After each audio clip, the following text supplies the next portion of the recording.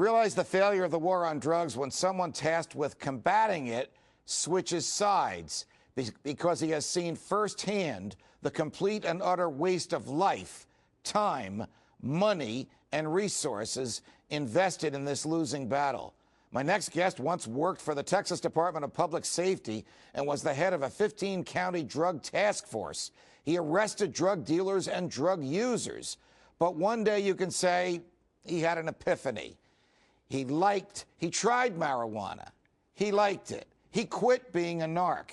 Barry Cooper is now running for Attorney General of Texas on a pro-gun, pro-pot, pro-family platform. Barry, welcome to Freedom Watch.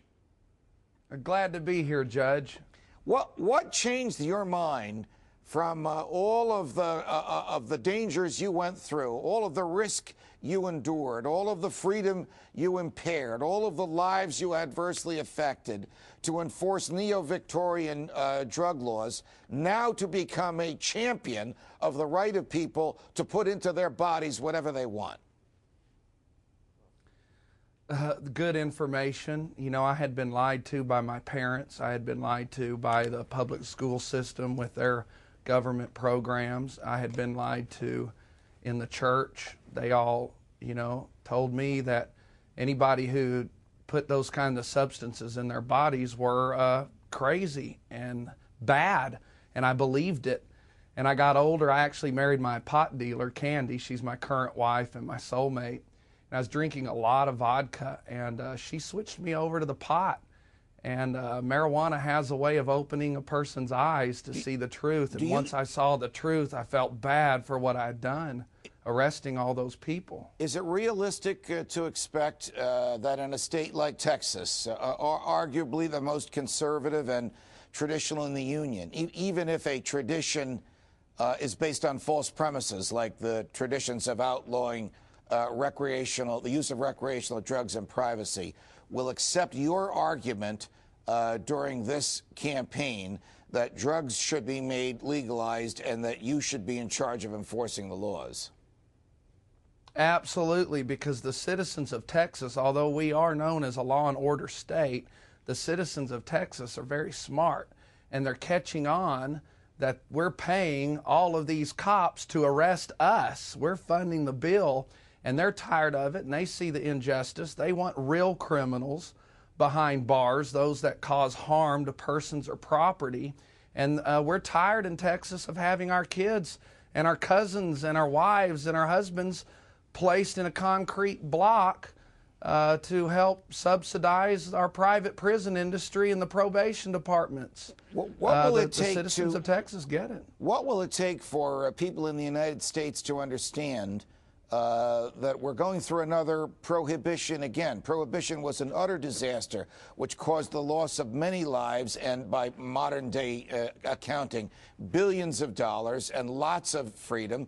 And we're going through the same thing again. So question, why is it that we don't wake up and understand that we can't afford another prohibition again in the United States of America? Well, my answer is controversial. It's a religious issue with the older Americans, and the only reason we're starting to get real debate about the subject now is because some of those older people in power, that generation is dying out. They're actually going to the grave. The more of those type of people that made all these decisions for Americans, the more of them that actually die because they have too much pride to admit they're wrong. Right. Or they simply won't dig for the truth on their own. We all know people that are like that. But it's sad to say, but the grave's taking care of them, and I'm not, I don't have compassion for them because of the urgency of our hundreds of thousands of citizens in a cage that they put there. So America's waking up, and part of the reason is with the death of a generation that enacted these crazy laws based on religion. We're chatting with Barry Cooper, who's running for Attorney General from the state of Texas. Are any of the three Republican candidates for governor, Governor Perry, Senator Hutchison, or Deborah Medina, in any way interested in your platform that people ought to be able to decide for themselves what they put into their own bodies in the privacy of their own home, and it's none of the government's business? Well, no, any of those three candidates will not endorse me until I gain more popularity, because they are politicians.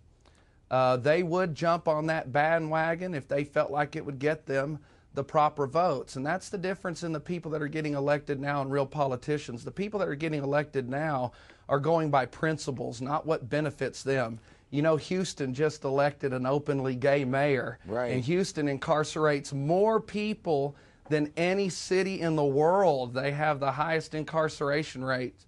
So we're making progress. Which is the better argument, Barry? Is it that the government is it the theoretical freedom argument that the government has no right to tell me what to do with my body, that I own my own body and so I can decide what to do with it and what to put into it? Or is it the more practical argument that the reason taxes are so high and jails are so overcrowded and there is so much hatred for law enforcement is because there's so many victimless crimes, and the people who committed these victimless crimes are rotting away in cages?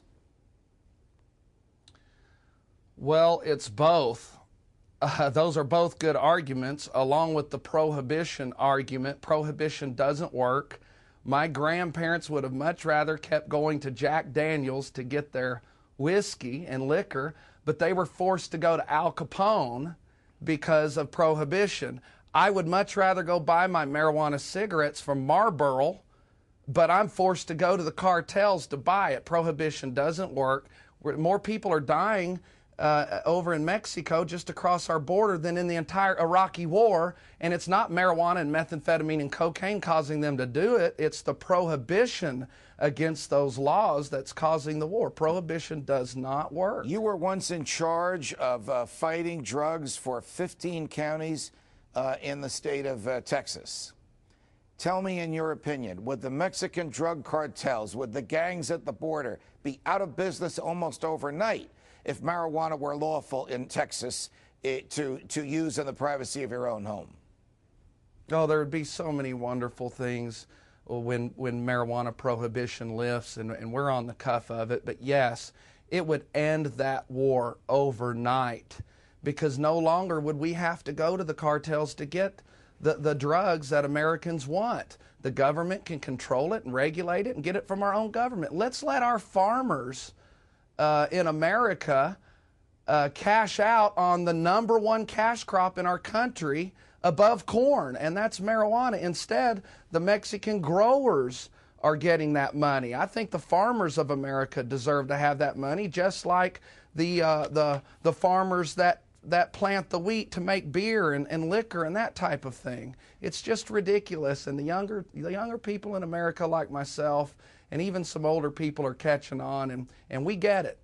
Barry Cooper, thanks very much for joining us on Freedom Watch. Hey, Judge, thanks for having me on your show.